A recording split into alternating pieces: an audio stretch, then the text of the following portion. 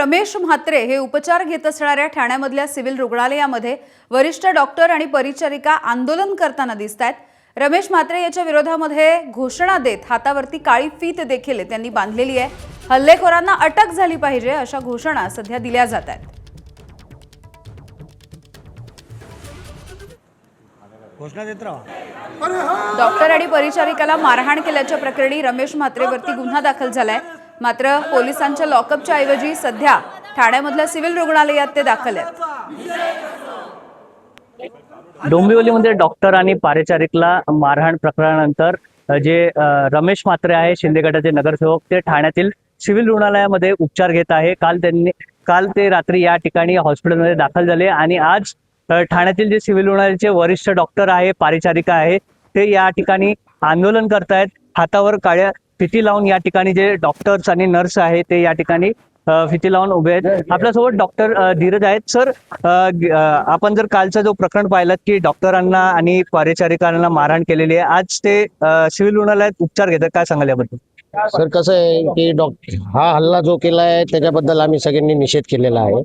असं घडू नाही आणि फ्युचरमध्ये पण असं करू नये। शेवटी कसं आहे, एक माणुसकीच्या नात्याने आमच्याकडे तो रुग्ण म्हणून ऍडमिट झालेला आहे आणि रुग्णसेवा ही आमचं प्रोफेशनच आहे, त्यामुळे आम्ही त्याची ट्रीटमेंट करत आहोत। ॲज सून ॲज जसाही तो बरा होईल आम्ही त्याला लगेच डिस्चार्ज देणार आहे। पॉसिबिलिटी अशी पण आहे संध्याकाळपर्यंत डिस्चार्ज पण देऊ शकतो। नक्कीच, पण आता परिचारिकवर आणि डॉक्टरांवर असं अमानुषपणे हात उचलणं कितपत योग्य आहे आणि काय सांगाल, काय मागणी असेल? नाही, बिलकुल असं कुठल्याही परिस्थितीमध्ये डॉक्टर ही माणूसच आहे। शेवटी काय झालं तरी त्याच्यावर हल्ला करूच नाही कोणीतरी। शेवटी आमचंही असोसिएशन आहे, आम्ही आमच्या असोसिएशनला लेटर वगैरे दिलेलं आहे। Indian medical association, Maharashtra medical council सगळ्यांची वार्ता झालेल्या आहेत। ते नेसेसरी ऍक्शन्स आम्ही घेऊ त्याच्यावर।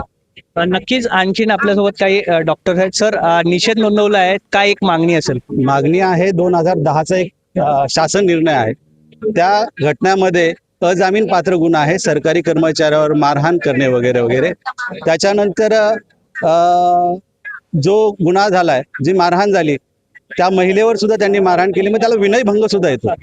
त्यामुळे तो विनयभंग सुद्धा त्याच्यामध्ये आला पाहिजे। ही कलम 101% जर नाही लागली तर आंदोलन अधिक तीव्र होण्याची शक्यता नाकारता येत नाही। कास्ट टाईप संघटना महाराष्ट्राच्या नक्कीच, आपण परिचारिका आहेत। कालचा जो व्हिडिओ, धक्कादायक व्हिडिओ तुम्ही जर बघितला, मारहाण झालेली आहे, काय एक भावना व्यक्त कराल?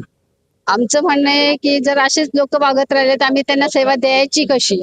प्रत्येक जण आणि शेवटी सेवा घेण्यासाठी आमच्याकडेच तर परत आलाय हॉस्पिटलला, मग जायचं तरी ते आम्हालाच मारायचं आणि आमच्याकडे सेवा घ्यायला यायचं, याचा काय उपयोग आहे? त्याने हे करायलाच नाही पाहिजे, असं कृत्य वागायलाच नाही पाहिजे। आणि तुम्ही एक नगरसेवक आहे, तुमच्याकडचे रस्ते आंदोलन काय दगड सगळे नाली गटार तुटले तर सगळे लोक येऊन मारतात का तुम्हाला? नाही ना, तर आमच्या हॉस्पिटलच्या लोकांना का मारावं? ते तर रुग्णाची सेवा करतात। आमचं असं मत आहे, त्यांनी हे करणं चुकीचं आहे। एबीपी माझा, उघडा डोळे बघा नीट।